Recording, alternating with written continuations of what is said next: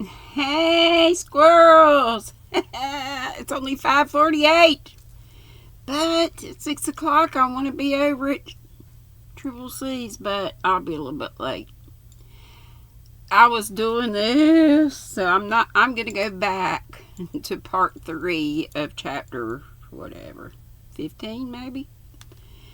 I am so deeply sorry, my dear, said the vicar, coming to meet Tuppence with both hands outstretched, because I was doing that. It may not have made a whole lot of sense, so that's why I'm going back. I've been so terribly upset that this should happen to you when you've been so kind, when you were doing this to help me. I really felt, yes indeed I have, that it was all my fault. I shouldn't have let you go poking among the gravestones.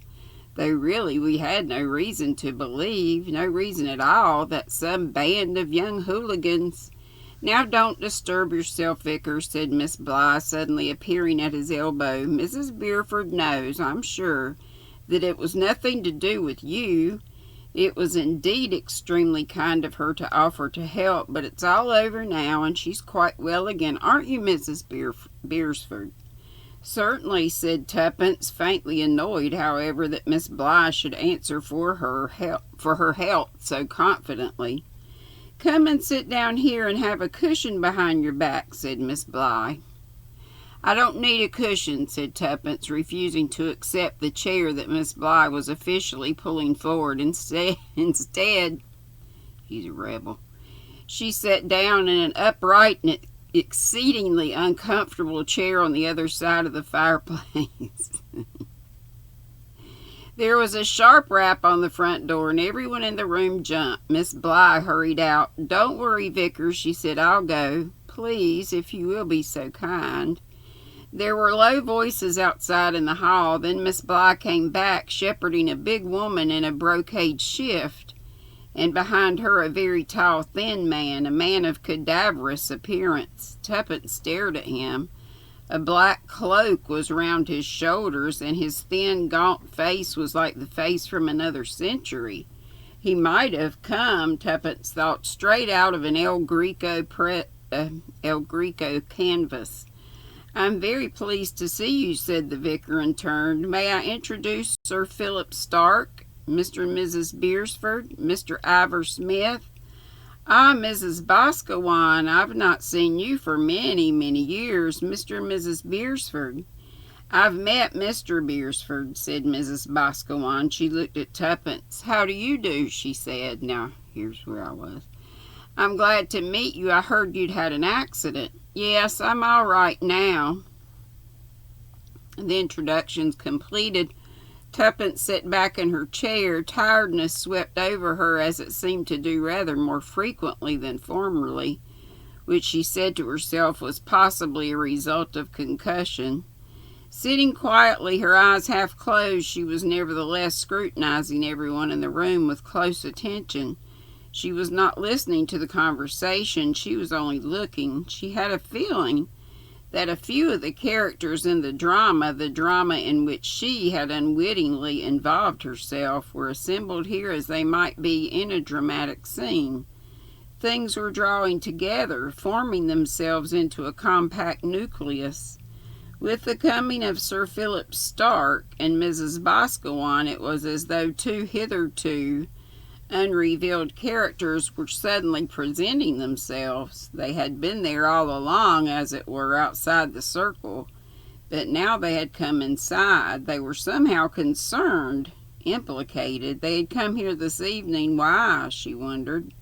Had someone summoned them? Ivor Smith? Had he commanded their presence, or only gently demanded it?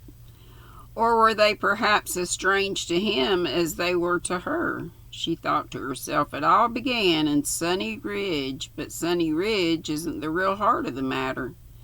That had always been here in Sutton Chancellor. Things had happened here, not very lately, almost certainly not lately, long ago. Things which had nothing to do with Mrs. Lancaster, but Mrs. Lancaster had become unknowingly involved. So where was Mrs. Lancaster now? A little cold shiver passed over Tuppence. Thought Tuppence, I think perhaps she's dead. If so, Tuppence felt, she herself had failed. She had set out on her quest worried about Mrs. Lancaster, feeling that Mrs. Lancaster was threatened with some danger, and she had resolved to find her, protect her. And if she isn't dead, thought Tuppence, I'll still do it. Sutton Chancellor, that was where the beginning of something meaningful and dangerous had happened. The house with the canal was part of it. Perhaps it was the center of it all? Or was it Sutton Chancellor itself? A place where people had lived, had come to, had left, had run away and had vanished, had disappeared and reappeared like Sir Philip Stark? Without turning her head, Tuppence's eyes went to Sir Philip Stark. She knew nothing about him except what Mrs. Copley had poured out in the course of her monologue on the general inhabitants, a quiet man, a learned man, a botanist, an industrialist, or at least one who owned a big stake in industry. Therefore a rich man and a man who loved children. There she was, back at it, children again. The house by the canal and the bird in the chimney, and out of the chimney had fallen a child's doll, shoved up there by someone. A child's doll that held within its skin a handful of diamonds, the proceeds of crime. This was one of the headquarters of a big criminal undertaking, but there had been crimes more sinister than robberies. Mrs. Copley had said, I always fancied myself as he might have done it. Sir Philip Stark, a murderer? Behind her half-closed eyelids, Tuppence studied him with the knowledge clearly in her mind that she was studying him to find out if he fitted in any way with her conception of a murderer, and a child murderer at that. How old was he, she wondered? 70 at least? Perhaps older. A worn, ascetic face. Yes, definitely ascetic. Very definitely a tortured face, those large dark eyes, El Greco eyes, the emaciated body. He had come here this evening. Why, she wondered. Her eyes went on to Miss Bly, sitting a little restlessly in her chair, occasionally moving to push a table nearer someone, to offer a cushion, to move the position of the cigarette box or matches. Restless, ill at ease, she was looking at Philip Stark. Every time she relaxed, her eyes went to him. Dog-like devotion, thought Tuppence. I think she must have been in love with him once. I think in a way perhaps she still is. You don't stop being in love with anyone because you get old. People like Derek and Deborah think you do. They can't imagine anyone who isn't young being in love. But I think she is still in love with him, hopelessly, devotedly in love. Didn't someone say, was it Mrs. Copley or the vicar, who had said that Miss Bly had been his secretary as a young woman? That she still looked after his affairs here? Well, thought Tuppence, it's natural enough. Secretaries often fall in love with their bosses, so say Gertrude Bly had loved Philip Stark. Was that a useful fact at all? Had Miss Bly known or suspected that behind Philip Stark's calm, ascetic personality there ran a horrifying thread of madness? So fond of children always. The quote came back to her. Too fond of children, I thought, Mrs. Copley had said. Things did take you like that. Perhaps that was a reason for his looking so tortured. Unless one is a pathologist or psychiatrist or something, one doesn't know anything about mad murderers, thought Tuppence. Why do they want to kill children? What gives them that urge? Are they sorry about it afterwards? Are they disgusted? Are they desperately unhappy? Are they terrified? At that moment she noticed that his gaze had fallen on her. His eyes met hers and seemed to leave some message. You're thinking about me, those eyes said. Yes, it's true what you're thinking. I'm a haunted man. Yes, that described him exactly. He was a haunted man. I need some tea, but I have coffee.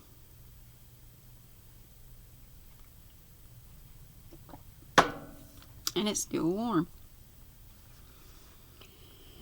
Haunted man. She wrenched her eyes away. Her gaze went to the vicar. She liked the vicar. He was a dear. Did he know anything? He might, Tuppence thought. Or he might be living in the middle of some evil tangle that he never even suspected. Things happened all around him. Perhaps, but he wouldn't know about them, because he had that rather disturbing quality of innocence. Mrs. Boscawen? But Mrs. Boscawen was difficult to know anything about. A middle-aged woman, a personality, as Tommy had said, but that didn't express enough. As though Tuppence had summoned her, Mrs. Boscawen rose suddenly to her feet. "Do you mind if I go upstairs and have a wash?" she said. "Oh, of course," said Miss Bly, jumping to her feet. "I'll take you up, shall I, Vicar?" "I know my way perfectly," said Mrs. Boscawen. "Don't bother." "Mrs. Beresford?" Tuppence jumped slightly. "I'll show you," said Mrs. Boscawen, "where things are. Come with me." Tuppence got up as obediently as a child. She did not describe it so to herself, but she knew that she had been summoned, and when Mrs. Boscawen summoned, you obeyed. That means Dana's on. By then, Mrs. Boscawen was through the door to the hall, and Tuppence had followed her. Mrs. Boscawen started up the stairs. Tuppence came up behind her. "The spare room's at the top of the stairs," said Mrs. Boscawen. She doesn't know how to use pronouns. "It's always kept ready. It has a bathroom leading out of it." She opened the door at the top of stairs, went through, switched on the light, and Tuppence followed her in. She said her. "Yay. I'm very glad to have found you here," said Mrs. Boscawen. "I hoped I should. I was worried about you. Did your husband tell you?" "I gathered you'd said something," said Tuppence. "Yes, I was worried." She closed the door behind them, shutting them, as it were, into a private place of private consultation. "Have you felt at all," said Emma Boscawen, "that Sutton Chancellor is a dangerous place?" "It's been dangerous for me," said Tuppence. "Yes, I know. It's lucky it wasn't worse, but then, yes, I think I can understand that." "You know something," said Tuppence. "You know something about this, don't you?" "In a way," said Emma Boscawen. "In a way I do, and in a way I don't. One has instincts, feelings, you know. When they turn out to be right, it's worrying. This whole criminal gang business, it seems so extraordinary. It doesn't seem to have anything to do with—" She stopped abruptly. "I mean, it's just one of those things that are going on that have always gone on, really, but they're very well organized now, like businesses. There's nothing really dangerous, you know, not about the criminal part of it. It's the other. It's knowing just where the danger is and how to guard against it. You must be careful, Mrs. Beresford. You really must. You're one of those people who rush into things, and it wouldn't be safe to do that, not here." Tuppence said slowly, "My old aunt, or rather Tommy's old aunt, she wasn't mine, someone told her in the nursing home where she died that there was a killer." Emma nodded her head slowly. "There were 2 deaths in that nursing home," said Tuppence, "and the doctor isn't satisfied about them. Is that what started you off?" "No," said Tuppence, "it was before that." "If you have time," said Emma Boscawen, "will you tell me very quickly, as quickly as you can, because someone may interrupt us, just what happened at that nursing home or old lady's home or whatever it was to start you off?" "Yes, I can tell you very quickly," said Tuppence. She proceeded to do so. "I see," said Emma Boscawen. "And you don't know where this old lady, this Mrs. Lancaster, is now?" "No, I don't." "Do you think she's dead?" "I think she might be." "Because she knew something?" "Yes. She knew about something, some murder, some child perhaps who was killed." "I think you've gone wrong there," said Mrs. Boscawen. "I think the child got mixed up in it, and perhaps she got it mixed up." "Your old lady, I mean. She got the child mixed up with something else, some other kind of killing." "I suppose it's possible old people do get mixed up, but there was a child murderer loose here, wasn't there? Or so the woman I lodged with here said." "There were several child murders in this part of the country, yes, but that was a good long time ago, you know. I'm not sure. The vicar wouldn't know. He wasn't there then, but Miss Bly was. Yes, she must have been here." "She must have been a fairly young girl then." "I suppose so." Tuppence said, "Has she always been in love with Sir Philip Stark?" "You saw that, did you?" "Yes, I think so. Completely devoted beyond idolatry. We noticed it when we first came here, William and I." "What made you come here? Did you live in the canal house?" "No, we never lived there. He liked to paint it. He painted it several times." "What's happened to the picture your husband showed me?" "He brought it home again," said Tuppence. "He told me what you said about the boat, that your husband didn't paint it, the boat called Water Lily." "Yes, it wasn't painted by my husband. When I last saw the picture there was no boat there. Somebody painted it in and called it Water Lily. And a man who didn't exist, Major Waters, wrote about a child's grave, a child called Lillian. But there was no child buried in that grave, only a child's coffin full of the proceeds of a big robbery. The painting of the boat must have been a message to say where the loot was hidden. It all seems to tie up with crime." "It seems to, yes, but one can't be sure what—" Emma Boscawen broke off abruptly. She said quickly, "She's coming up to find us. Go into the bathroom." "Who?" "Nellie Bly. Pop into the bathroom. Bolt the door." "She's just a busybody," said Tuppence, disappearing into the bathroom. "Something a little more than that," said Mrs. Boscawen. And I'm going to have to stop there. I got a belly ache.